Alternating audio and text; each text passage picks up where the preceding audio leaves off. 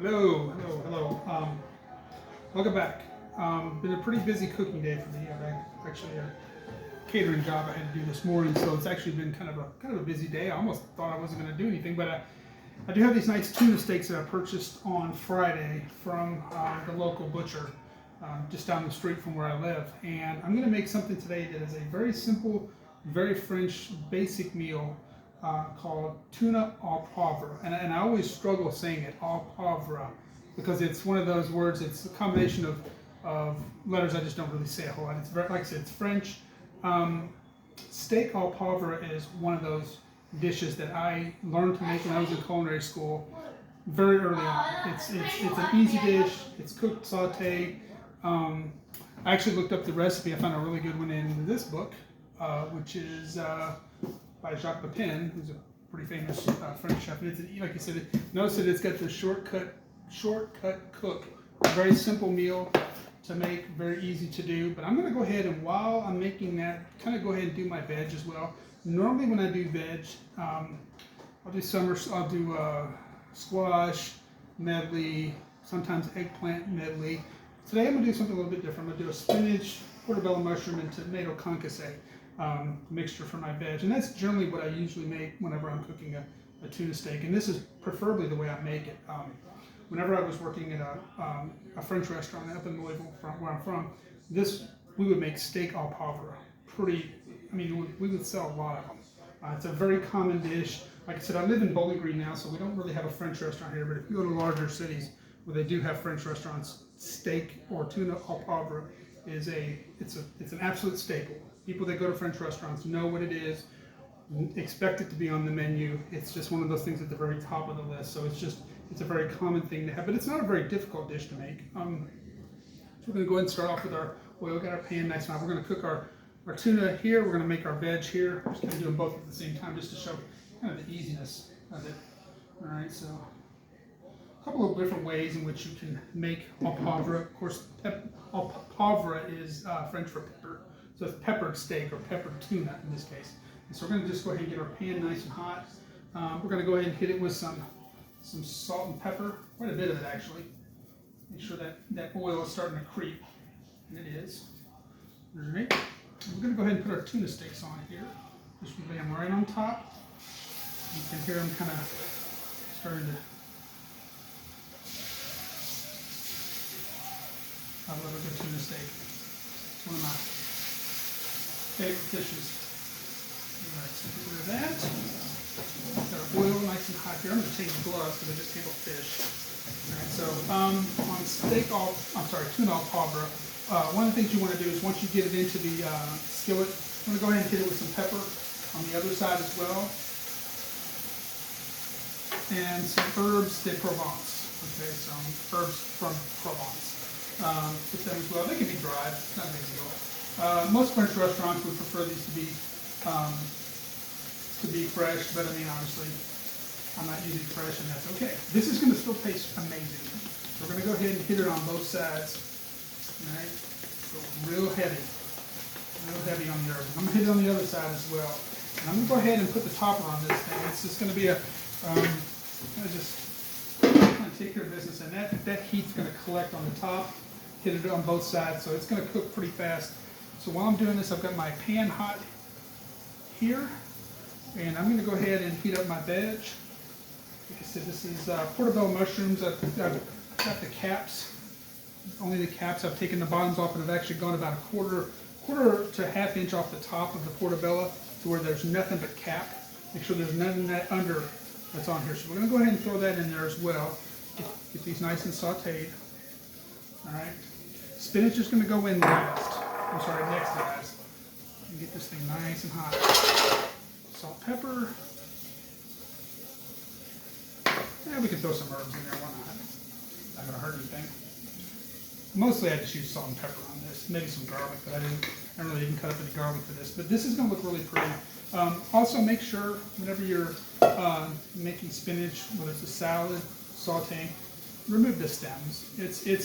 It's a pet peeve of mine that I go to some restaurants, especially ones where I have to pay pretty good money, and the stems on the salad are there. just I don't know. It's just one of those things. It's kind of a no-no in the culinary world. Remove the stems, or you know. When I went to Disney World, I went to recently. I went to several restaurants and got a spinach salad, and I noted that every restaurant that I went to had the stems removed. So they've got their chefs working, you know, doing things the right way. I like that. Marriott hotels are another place that does a really good job about making sure that their culinary team is doing a really good job. So like I said, we're waiting. The veg is gonna. Let me get some gloves here. On the tomatoes, I quartered some Roma tomatoes, removed the seeds, and all I was left with was basically the shell, and it just made a nice large dice. That's all going to go in here as well. The tomatoes are going in last, sorry about that. And then off to the back, I've got some rice. Rice will be my starch. All right, so that's looking good. That's one of the things that people want to do whenever they're making steak au poivre, or they're making tuna au poivre. Is they want to keep them flipping it. You don't. You have to keep it. Just leave it there. It's going to take care of itself. Okay. Got my veg here. Go ahead and pull my rice back here. Something you can always do for your rice when you're putting it on a plate. I'm going to move everything kind of out of the way here. Sorry, I don't really have a lot of space whenever I'm doing videos and stuff like that. So something you can always do whenever you're plating up your rice is to use an ice cream scooper. So I mixed rice with butter, and actually I'm going to put a little bit of salt and pepper in it too, just to give it a little bit of seasoning. I'm going to put some saffron actually on top of it. I've got saffron right there. I always like to top off my rice with saffron. I mean, this rice is basically, you know, it's basmati rice with a little bit of butter and salt and pepper. I'm going to put a little bit of saffron on top, and that's it. You can do a lot to it. My veg is over there cooking. This is going to be a full meal. I normally don't do this whenever I do videos. I normally just kind of make a nice, and this is hot. So you'll notice right in the center of the plate, you've got your rice. You can even, if you want, kind of just really kind of give it that nice height that you like. This is going to be a beautiful plate when it's done. All right, so I'll put that back. All right, get our spinach in here now. This spinach is going to cook down fast, trust me. Something you can always use for spinach and tongs. Obviously, I'm going to be using the tongs on. You can already start to see now when it starts to get that nice white color on the top right here, that means it's ready to flip. So we're going to go ahead and flip it. And you should see it's nice and toasted on the other side. This is absolutely a spectacular dish. I'm going to turn this down just a little bit so I don't accidentally burn it. I'm going to hit this with some pepper one more time on the top. It should be crusted. You have a nice like crust on one side. It's really cool actually. Whenever it comes out, it'll actually have two sides that are crusted, and it'll be in. It'll actually be. It'll have a really quick crusty on both sides. It's really cool. Same length. Right here with some herbs. I don't think this is too much. It's going to go a little bit crazy on the herbs. This is, you can serve this with some aioli. I actually think this is pretty good by itself. I don't really usually like to mess around with too much stuff. Throw this back in there. Now one thing, like I said, you got to be really careful because even though it's toasty on one side, it's not cooked all the way in the middle. Putting this top on there is going to help that out a lot. So I'm going to take my spoon, put it back over here. Got my rice right here, got my veg. I'm going to go ahead and stir this up. And now the spinach is already starting to fall, starting to really. All right, my last step. I'm going to go ahead and turn the heat off because you don't want to overcook your spinach. And I'm going to go ahead and throw my tomatoes in. This is a really great, fun thing. And it's really colorful. It's fun, very pretty.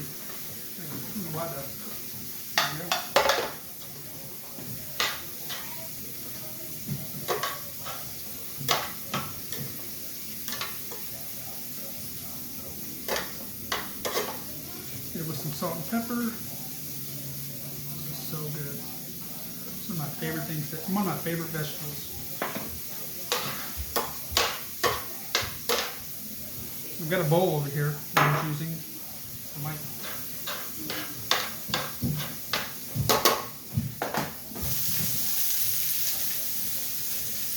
something you can always do if you're not sure. You can always take your steak and just give it a slit on the bottom side of it just to see if it's done. A lot of people don't like, and it's not. It's got a ways to go.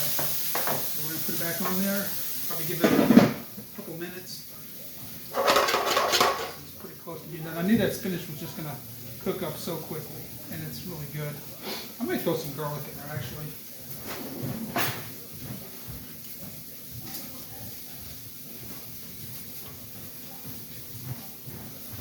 I'm looking at this, I'm like, what does this really need? It needs a little bit of garlic. So we'll go ahead and do that right now. This is one of those videos where, I mean, I can sit here and stare at you, and while this tuna's cooking, but there's really no point. I mean, they probably need to be doing something. So there's the garlic.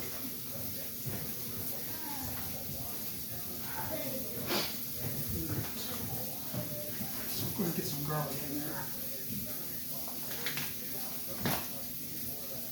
Actually, I'm going to go ahead and turn this back up since I'm cooking up some garlic.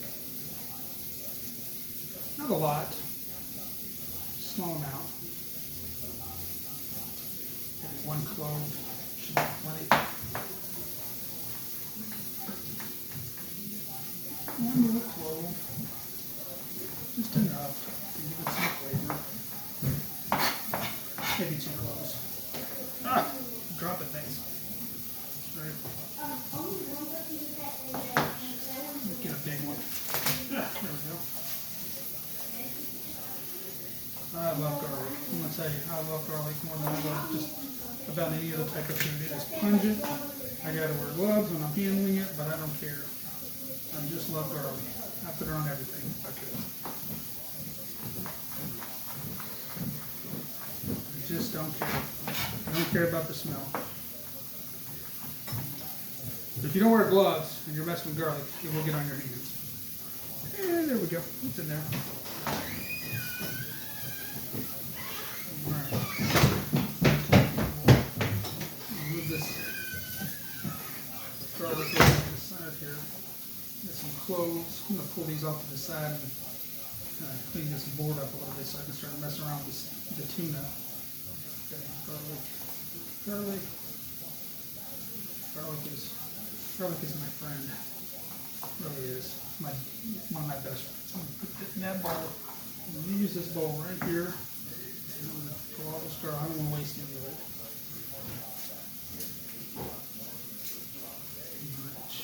This is something Jacques Pepin would do. Just sit there and like, no, don't waste the garlic. Alright, we're good. Let's get this board cleaned up so we can get our tuna out. Alright.